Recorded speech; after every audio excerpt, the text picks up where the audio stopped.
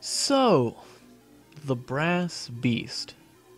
It's a weapon that seems to have a lot of potential, and yet more serious heavy players have a very hard time defending it as a serious pick, as in practice, it seems impractical. Despite that, however, I've had a few people vehemently professing the Beast as best, and people seem to want to hear me talk about it. So, here we are to answer an age-old question. Brass or trash? So, to begin, let's look at the stats and figure out what the Brass Beast is meant to do.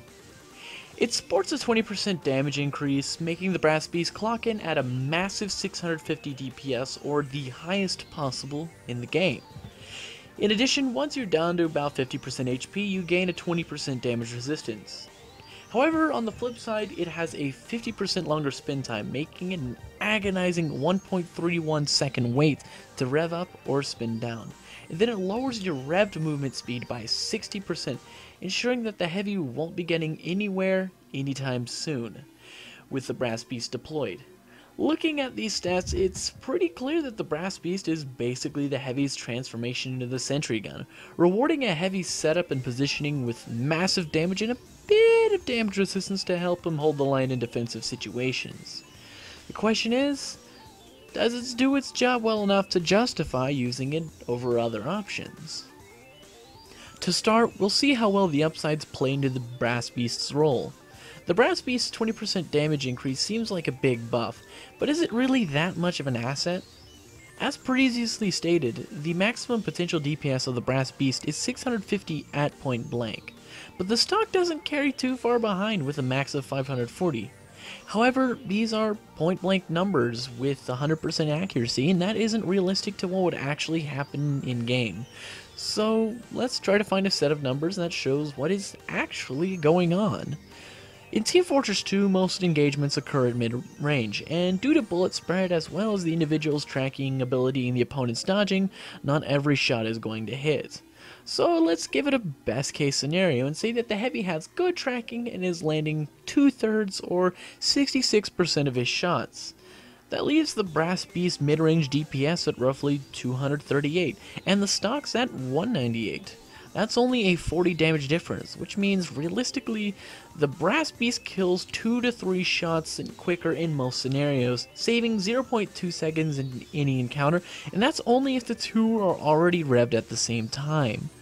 Overall, the Brass Beast is more powerful and can be helpful in holding the line with massive damage, but it doesn't really outplay the stock minigun, or even the Tomislav, which, when adjusted for its increased accuracy, does 205 DPS at mid-range. The Brass Beast is powerful, but it's not so powerful that you need it. Everything else handles just fine. And then there's the damage resistance, which sounds nice, except for a small caveat that practically ruins the whole thing. The 20% damage resistance doesn't kick in until you reach about 50% HP, meaning you've got to be down to 150 HP before you get any benefit from it, and any smart heavy knows that's generally the time when you should be retreating rather than pressing forward. But to have the resistance, you've got to keep spun up, assuming you even have the time to take the 1.31 seconds to spin down anyway, rather than playing it smart and simply backing out, taking some time to recover, and coming right back in. On top of that, the resistance doesn't really do much in that state, giving you basically a 30 extra health, but at best that means one more shotgun shell, and the higher damage projectiles are virtually unaffected. Overall, the damage resist may save you occasionally, but it's not reliable. It forces the user to play a very dangerous gamble, taking risks way past what the heavy should for a benefit that really isn't worth having due to its highly restrictive conditions. Then there's the obvious downsides. The Brass takes 1.31 seconds to spin up, and that's compared to the stock's 0.8 or the Tomislav's 0.6 seconds to spin up. It's clear to see that this is a deadly delay. In order for the Brass Beast to be useful, you have to be spun up long before you'll need to fire, and that only leaves you standing around with a loud word to alert every enemy to your presence, and that's assuming you've got even the chance to spin it before the much faster opponents have swarmed you. Top that off with the near paralytic movement speed you have while deployed, and once you've started to spin, you are trapped where you stand. And it's highly likely that is going to be your final stand, as you won't be able to dodge anything, and unless you've spun up near cover, you are completely exposed. And rest assured, where I stand,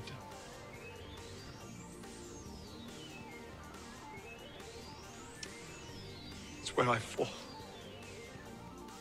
overall, the Brass Beast is underwhelming and unnecessary. In all my time playing Heavy, I've never felt that the stock didn't do enough damage, and that I needed more. And with the main draw of the Brass Beast being an unnecessary buff that is virtually non-existent past point blank, that really left a menagerie of downsides that left you a paralyzed mess on the battlefield.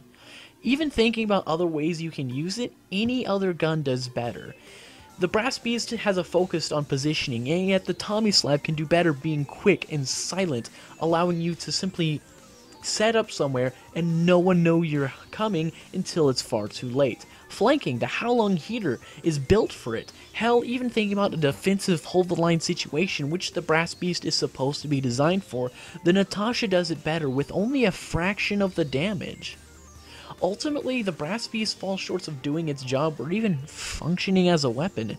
It's something that has to be forced into working, and I prefer things to work naturally. The Brass Beast is a neat concept, rewarding a Heavy's preparation, positioning, and perseverance with the power and durability to hold the line. The problem is, it forces the preparation and traps you in your positioning, but doesn't provide the power to handle when it really counts.